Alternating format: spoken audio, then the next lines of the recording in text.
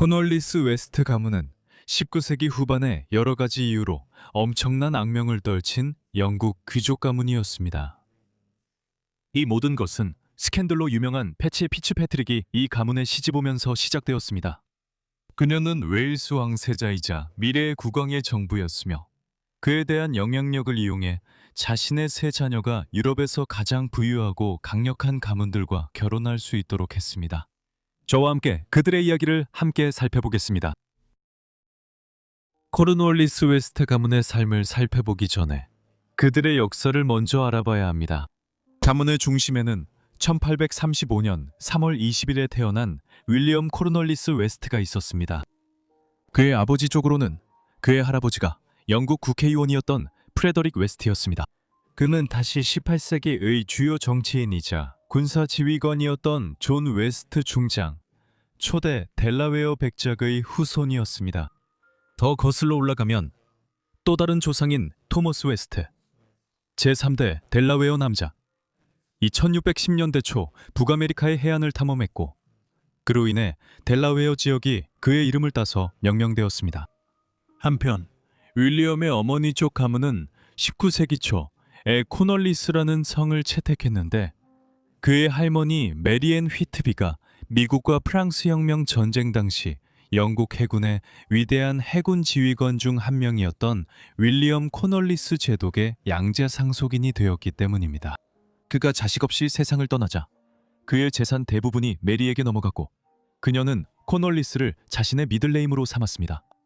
따라서 1835년에 윌리엄이 태어났을 때 그는 웨스트 가문과 휘트비 가문의 결혼의 산물로 태어났으며 휘트비 가문은 코널리스라는 이름을 채택한 상태였습니다. 이것은 그의 두 웅장한 저택, 북웨일스의 중세 리딘 성과 햄프셔의 뉴랜드 매너에서 드러났습니다. 그리고 코널리스 웨스트라는 성씨의 사용에서도 드러났는데 이 성씨는 양쪽 가문 모두에서 정부, 해군, 그리고 대영 제국의 형성에 수세기 동안 헌신해온 역사를 보여줍니다. 윌리엄은 젊은 시절 변호사로 수련을 받았고 1862년에 런던의 명망 있는 법조원 가운데 하나인 링컨스 인에서 변호사 자격을 취득했습니다. 그 후 그는 변호사로서, 하급 군사관리로서, 그리고 웨일스의 지역 정치에서 성공적인 경력을 쌓았으며 결국 1885년부터 1892년까지 국회의원으로 의회에 진출했습니다. 하지만 그의 조상들 중 일부의 기준으로 보면 그것은 비교적 평범한 경력이었습니다. 윌리엄 코널리스 웨스트의 삶에서 가장 눈에 띄는 요소는 그의 결혼과 자녀들이었습니다. 1872년에 그는 패시 피츠패트릭이라는 여성과 결혼했습니다. 1854년 10월 28일에 태어난 패시는 결혼 당시 겨우 17세였고 윌리엄은 그녀의 2배 나이였습니다. 패시는 비밀스러운 관계를 맺고 있었다는 사실이 밝혀진 후 강제로 중매 결혼을 하게 되었습니다. 하지만 이 관계는 평범한 관계가 아니었습니다. 그녀가 16세였을 때 상대는 빅토리아 여왕의 아들이자 훗날 에드워드 7세가 되는 에드워드 왕자였고 그는 당시 30세였습니다. 패시는 남편보다 덜 명망 있는 집안 출신이었지만 그녀의 이름이 평민처럼 들릴 수 있음에도 불구하고 사실 아일랜드 귀족 가문 출신이었습니다. 피츠패트릭 가문은 아일랜드 중부에서 광대한 영토를 지배했던 귀족 가문으로 그 역사는 중세 말기까지 거슬러 올라갑니다. 1540년대 초 피츠패트릭 가문의 수장이었던 바너비 피츠패트릭은 영국 자귀인 어퍼우서리 남작을 받아들이기로 동의했습니다. 영국의 문화와 규범을 받아들이며 아일랜드 성씨도 영국식으로 바꿨고 그 결과 피츠패트릭이라는 이름이 생겼습니다.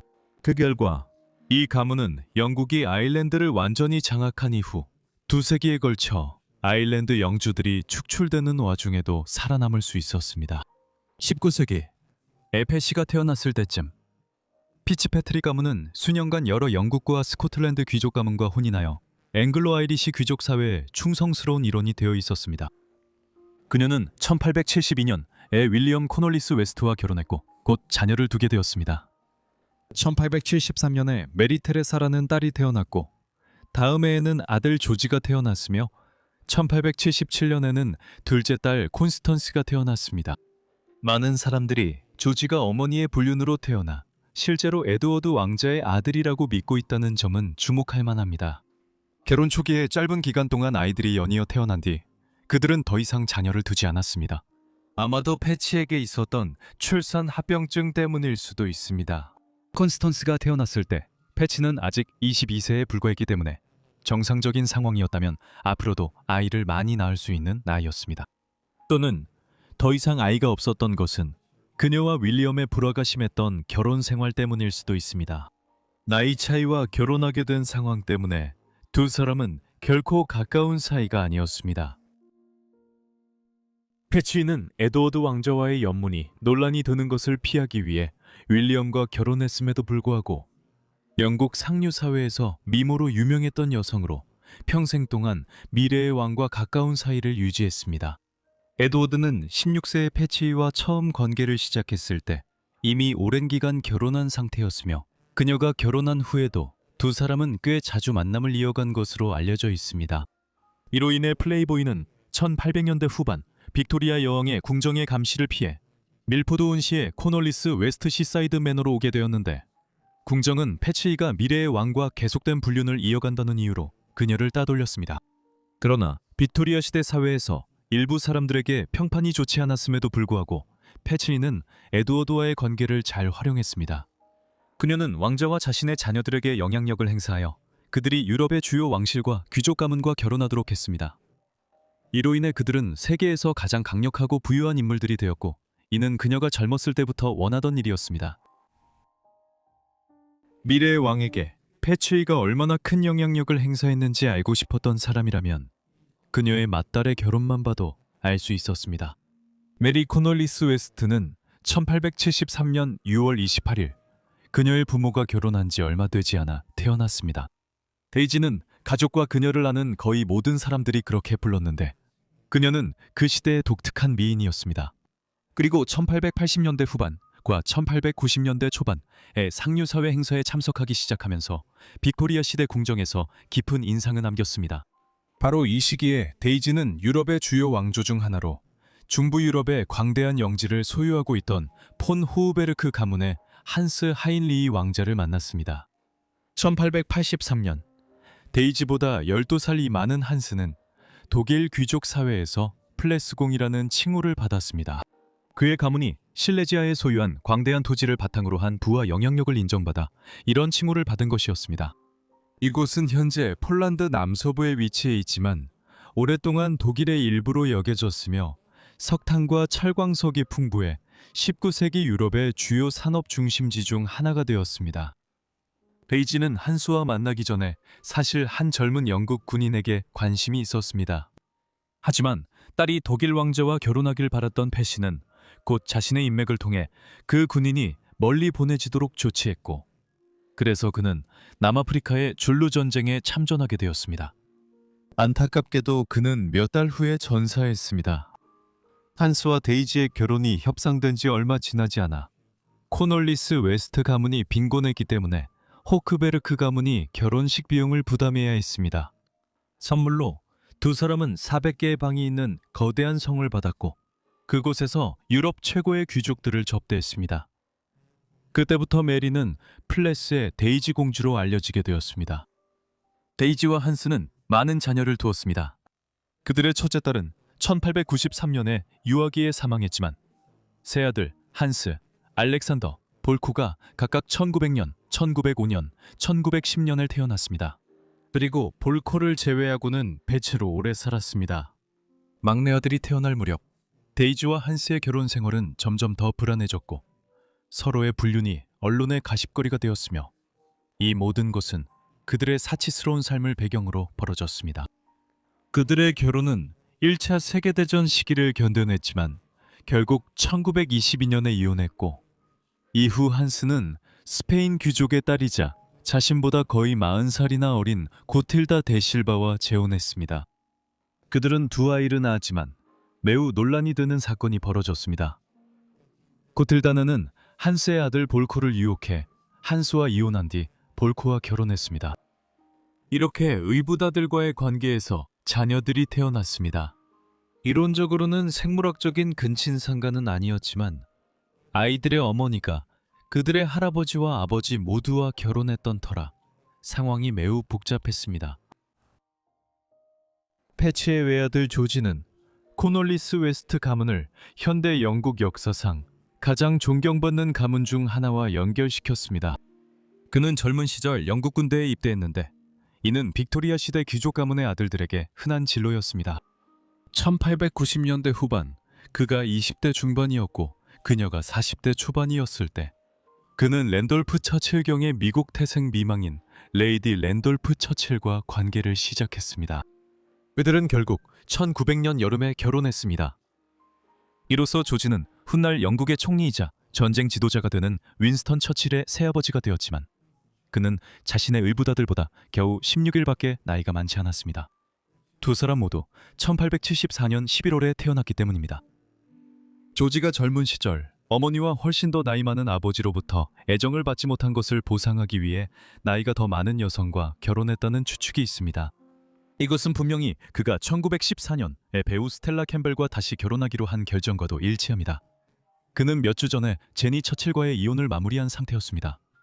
스텔라 캠벨 역시 그보다 다소 나이가 많은 여성이었습니다. 조지는 런던 극장계에 점점 더 깊이 관여하게 되고 극작가로서의 야망을 키우면서 두 번째 아내를 만나게 되었습니다. 그는 성인 시절 대부분을 이 세계에 발을 들였다가 빼기를 반복하며 보냈지만 무대 작가로서 큰 성공을 거두지는 못했습니다. 조지의 낭비벽 때문에 그들은 결혼 생활 동안 상당한 재정적 어려움을 겪었습니다. 그는 제1차 세계대전 중인 1916년에 파산을 선언할 수밖에 없었습니다. 그는 이후 수입을 늘리기 위해 책을 쓰기 시작했으며 특히 자신의 조상인 윌리엄 코널리스 제독의 전기와 자신의 자서전을 집필했습니다. 패시와 윌리엄의 세 번째이자 마지막 자녀는 콘스턴스 코널리스 웨스트였습니다. 가족과 친구들에게는 신라로 알려진 그녀는 1901년 2월 당시 영국에서 가장 부유한 귀족 중 한 명이었던 두 번째 웨스트민스터 공작 휴 그로스베너와 결혼했습니다. 그로스베너의 부는 엄청나서 유럽과 북미에서 부가 급증하던 시기에 그는 전 세계에서 가장 부유한 인물 중 한 명이었습니다. 콘스탄스의 어머니 패시가 막 오랜 세월을 산 어머니를 이어 왕위에 오른 에드워드 7세와의 협상을 통해 이 결혼을 주선했다는 사실은 널리 알려져 있었습니다. 이 결혼에서 3명의 자녀가 태어났는데 1902년에 우르술라 메리 올리비아, 1904년에 에드워드 조지, 1910년에 메리 콘스탄스가 태어났습니다. 에드워드 조지는 1909년 어린 나이에 세상을 떠났습니다. 이 결혼으로 가족은 사치스러운 삶을 누릴 수 있었지만 행복하지는 않았고 콘스탄스와 그녀의 첫 번째 남편은 1919년에 이혼했습니다. 이후 그녀는 존 피츠패트릭 루이스와 재혼했습니다. 루이스는 콘스탄스가 제1차 세계대전 중 프랑스 칼레 근처 야전 병원에서 만난 훨씬 더 젊은 남성이었습니다. 콘스탄스는 루이스와 결혼하기 위해 이혼했을 때 당시 영국 법률 역사상 가장 큰 위자료를 받았습니다. 패시와 에드워드의 관계는 그녀의 인생에서 유일한 스캔들이 아니었습니다. 제2차 세계대전 한창일 때 패시는 60대에 접어들었고 패트릭과의 관계를 시작했습니다. 바렛은 그녀보다 훨씬 어린 군인으로 프랑스 북부 칼레 근처의 병원에서 전투신경증 또는 외상 후 스트레스 장애로 요양 중이었습니다. 그녀의 남편 윌리엄은 여전히 살아있었지만 나이가 많았고 결국 1917년에 82세의 나이로 세상을 떠났습니다. 남편이 사망하기 전에 패시는 자신의 사회적 지위를 이용해 바렛의 군내 진급을 시도했는데 이 일은 곧 두 사람의 관계가 공개되면서 스캔들로 번졌습니다. 그녀의 남편이 당시 병을 앓고 있었고 얼마 지나지 않아 사망했다는 사실은 대중의 시선에서 이 사건을 더욱 논란거리로 만들었습니다. 그녀는 언론으로부터 교활한 요부라는 비난을 받았고 이 스캔들에서 결코 회복하지 못했습니다. 패시를 1920년 7월 21일 65세의 나이로 위암으로 사망했습니다. 1930년대 에데이지만은 선정적인 회고록과 그녀의 방대한 일기를 편집한 버전을 출판했습니다. 그녀는 비교적 오래 살았으며 제2차 세계대전 중이던 1943년 여름 70세의 나이로 실내지하에서 사망했습니다. 조지가 1940년에 사망할 때까지 그녀와 결혼 생활을 이어갔습니다. 그는 말년에 파킨슨병을 앓게 되었고 오랜 세월 그 병으로 고통받다가 1951년 4월 1일 76세의 나이로 스스로 생을 마감했습니다. 그의 자살은 명백히 계획된 것이었고 친구들은 만우절에 그가 죽음을 택한 것이 매우 의도적인 선택이었다는데 의심의 여지가 없었습니다. 콘스턴스와 존 루이스의 두 번째 결혼에서는 자녀가 없었지만 두 사람은 행복했고 앞으로 수십 년 동안 부부로 남았습니다. 그녀는 가족의 기준으로 볼 때 비교적 평온한 만년을 보냈고 1970년에 94세의 고령으로 세상을 떠났습니다. 윌리엄과 패시의 결혼과 그들의 세 자녀의 삶으로 인해 코널리스 웨스트 가문의 가장 다채로운 이야기가 펼쳐졌지만 그들의 시대가 지나도 가문은 계속 이어졌습니다. 볼코는 계모와의 결혼이라는 스캔들 속에서 1936년에 젊은 나이로 세상을 떠났지만 데이지의 두 아들인 한스 주니어와 알렉산더는 둘 다 1984년까지 살았고 그 해 초 4주 간격으로 세상을 떠났습니다. 한스는 아버지의 자귀와 영지를 물려받았습니다. 두 번 결혼했음에도 불구하고 한스는 자녀가 없었고 평생 복신이었던 알렉산더 역시 자녀가 없었습니다. 알렉산더는 형이 죽은 후 자신을 죽음 전까지 4주 동안 잠시 플레스공이 되었습니다. 그가 뒤이어 죽었을 때 볼코의 아들이자 동명이인인 볼코 주니어가 새로운 플레스공이 되었습니다. 2022년에 그의 사망으로 인해 볼코가 후계자 없이 죽으면서 플레스 왕가의 계보는 가문의 다른 분파로 넘어가게 되었습니다. 조지 코널리스 웨스트는 적자가 없었지만 콘스턴스의 자녀들 중 일부는 중요한 방식으로 가문의 계보를 이어갔습니다. 메리는 1930년대와 1940년대 여성 자동차 경주 선수가 되었는데 그 당시에는 여성이 프로레이싱에 참여하는 것이 매우 드문 일이었습니다. 그녀는 결혼하지 않았고 자녀도 없었지만 코널리스 웨스트 가문은 오늘날까지 이어지고 있습니다. 이것은 콘스턴스의 장녀 우르술라의 후손들 그리고 그녀가 윌리엄 패트릭 필머 생키와 맺은 결혼 덕분입니다. 코널리스 웨스트 자매가족 영상 시청해주셔서 감사합니다. 흥미로우셨길 바랍니다. 아래 댓글에 이들의 삶에 대해 어떻게 생각하셨는지 알려주시고 혹시 제안이 있으시면 역시 아래 댓글에 남겨주세요. 패치, 콘스턴스, 데이지 또는 다른 인물의 삶을 더 깊이 다뤄주길 원하신다면 아래 댓글로 알려주세요.